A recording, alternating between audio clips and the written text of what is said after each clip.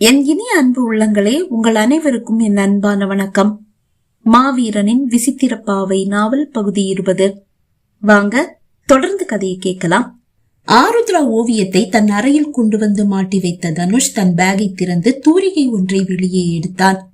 இனி உனக்கு இந்த காவி தேவையில்லை என்று கூறியபடியே வண்ணங்கள் அடங்கிய பெட்டியை வெளியே எடுத்து அவன் விருப்பம் போல் அவளது சேலைக்கு வண்ணங்களை தீட்டினான். அவன் கட்டிய தாலியையும் அந்த ஓவியத்தில் வரைந்து வைத்தான். இப்பதான் நீ பார்க்க அழகா இருக்க. ஆமா, எனக்கு ஒரு சின்ன சந்தேகம்.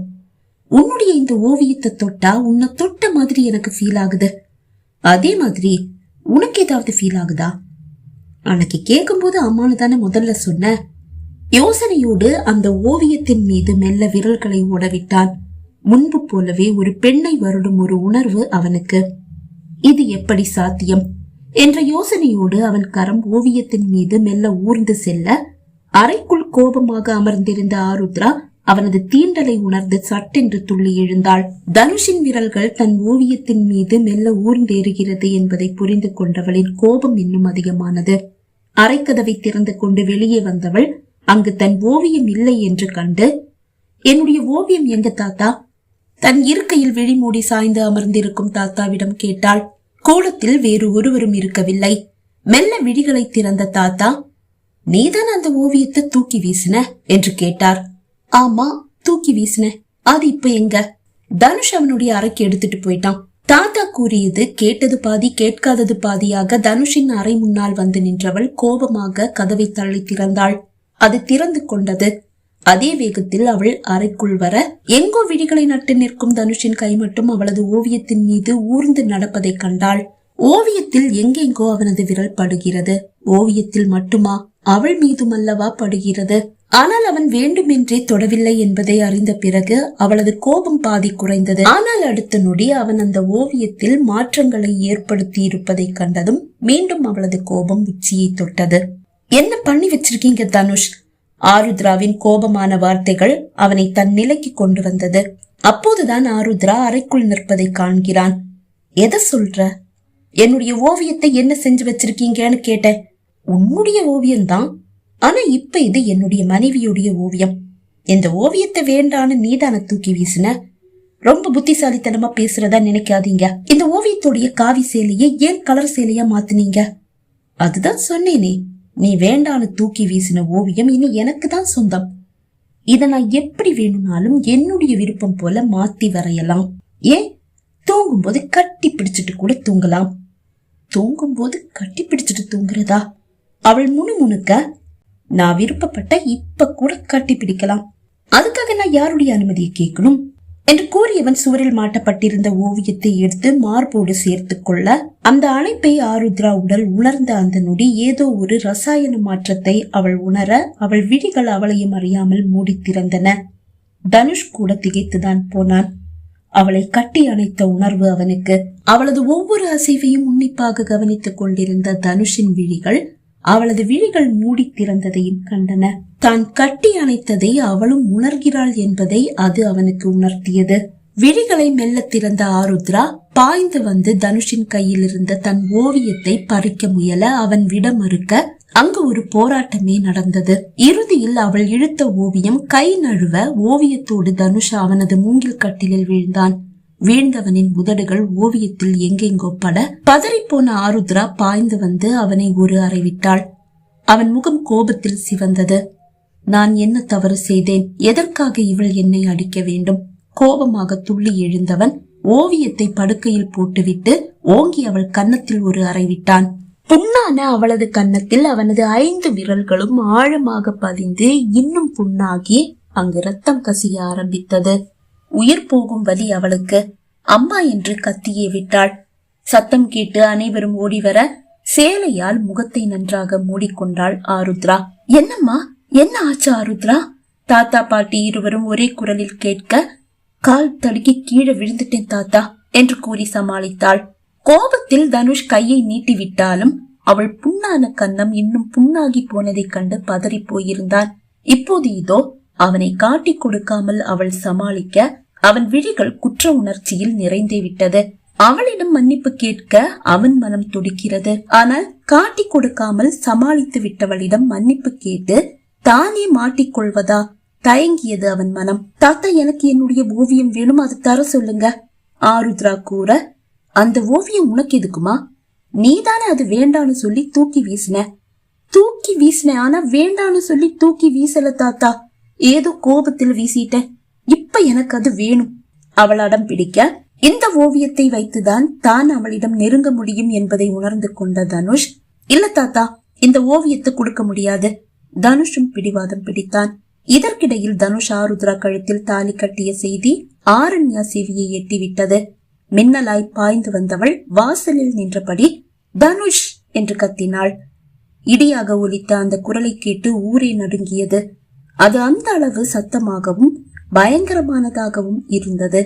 தனுஷ் உட்பட அனைவரும் வாசலுக்கு வந்தனர். இடி போன்று இறங்கிய அந்த குரலை கேட்டு அக்கம் பக்கத்தாரும் ஊராரும் ஓடி வந்து விட்டனர். விழிகளில் அனல் பறக்க நிற்கிறாள் ஆரண்யா. என்ன கல்யாணம் செஞ்சுக்கிறதா சொல்லி நிச்சயம் செஞ்சுட்டு எப்படி இந்த சூனியக்காரி கழுத்துல நீங்க தாலி கட்டலாம்? ஆரண்யா கோபமாக கேட்டாள். சூனியக்காரியா? யாரு சூனியக்காரி? கோபமாக தனுஷும் கேட்க, இந்த ஆருத்ரா தான். இந்த உண்மை இந்த ஊருக்கே தெரியுமே, அப்படி இருக்க உங்களுக்கு மட்டும் எப்படி தெரியாம போச்சு? இந்த ஊரையும் உங்களையும் அழிக்க துடிக்கிற சூனியக்காரியான கங்காதரி இவ உடம்புக்குள்ளதான் புகுந்திருக்கா. அது கூடவா உங்களுக்கு தெரியல? இவ உடம்புக்குள்ள புகுந்த அந்த கங்காதரி இந்த ஊரையே ஆட்டி படைக்கிறா. ஆரண்யா கோபமாக கூற, அதுக்கு என்ன ஆதாரம்? தனுஷின் அந்த கேள்வி ஆரண்யாவை பதற வைத்தது. இதே கேள்வியை நாளை ஊரார் கேட்டால் அவள் நிலை என்னவாகும்? என்ன செய்வது என்று யோசித்தவள், இவ சூனியக்காரியேதான், அது இந்த ஊருக்கே தெரியும். ஊருக்கு தெரியுமோ தெரியாதோ, அதுக்கு என்ன ஆதாரம்? அதை உன்னால நிரூபிக்க முடியுமா? தனுஷ் கேட்டான். நிரூபிக்கணுமா? நிரூபிக்கிறேன். இவ சூனியக்காரின்னு சொல்லி நான் நிரூபிச்சுட்டா நீங்க கட்டின தாலியை இவ கழுத்திலிருந்து அறுத்து நீங்களே கோயில் உண்டியல்ல போட்டுடணும். அதுக்கு உங்களுக்கு சம்மதம் தானா? முதல்ல இவ சூனியக்காரி இல்ல இவ உடம்புல சூனியக்காரியான கங்காதரி புகுந்திருக்கான்னு நீ நிரூபிச்சு காட்டு. அதுக்கப்புறமா நீ சொன்னதை நான் செய்யறேன். தயங்காம செய்வீங்கல்ல? கண்டிப்பா செய்வேன். அப்ப சரி, அந்த கடவுளை சாட்சியா வச்சு நான் சொல்றேன். இவ கங்காதரியுடைய கையாளா இருந்தா இன்னும் 5 நிமிஷத்துல புண்ணான இவளுடைய உடம்ப பல 1000 தேனீக்கள் வந்து கொட்டும். இவன் நல்லவளா இருந்தா பறந்து வர்ற தேனீக்கள் இவளை நெருங்காது என்று கூறும்போது அவளது உதட்டில் ஒரு விஷம சிரிப்பு. அதை கண்டு ஆருத்ரா நடுங்கினாள். ஏதோ சூனியம் செய்ய அவள் தயாராகிவிட்டாள் என்பதை அவள் மனம் உணர்ந்தது. அவள் இதழில் விரிந்த விஷம சிரிப்பை தனுஷன் கண்டான்.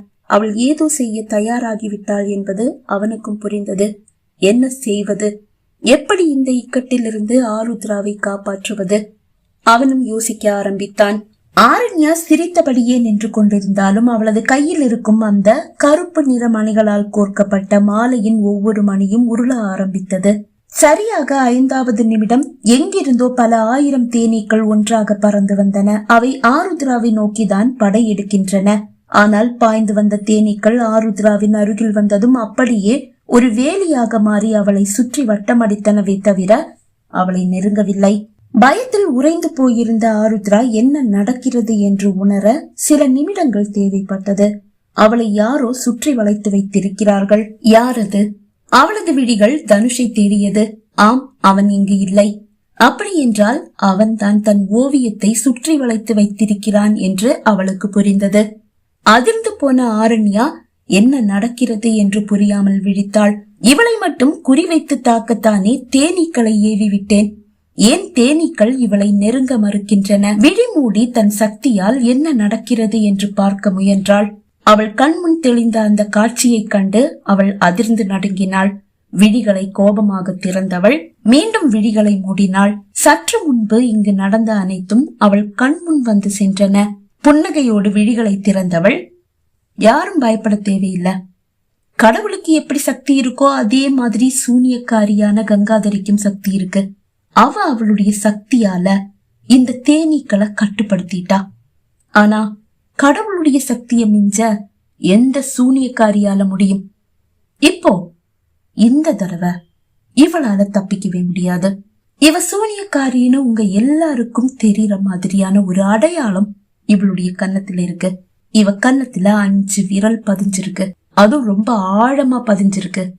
அதுதான் இவ சூனியக்காரின்றதுக்கான ஒரே அடையாளம். சேலையால மூடி இருக்கிற இவளுடைய முகத்தை கொஞ்சம் காட்ட சொல்லுங்க, அப்ப உங்க எல்லாருக்குமே புரியும். ஆனா அதுக்கு முன்னாடி இவளுக்காக வாதாடின தனுஷ் எங்க இவ சூனியக்காரின்னு சொல்லி எல்லாருக்கும் தெரிஞ்சிட்டா அவருக்கும் சேர்த்து தர்ம அடி விழுமோன்னு பயந்து எங்கேயோ கோழ மாதிரி ஓடி போய் ஒளிஞ்சுகிட்டு இருக்காரு.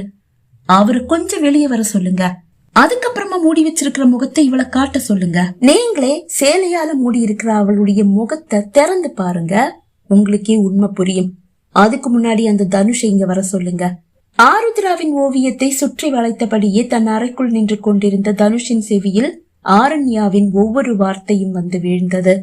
அவளது சூழ்ச்சியும் அவனுக்கு புரிந்தது. என்ன செய்வது என்று அறியாது திகைத்தான் தனுஷ். தனக்கு மட்டுமல்ல, தனுஷுக்கும் சேர்த்து செக்கு வைத்திருக்கிறாள் ஆரண்யா என்பது ஆருத்ராவுக்கும் புரிந்தது.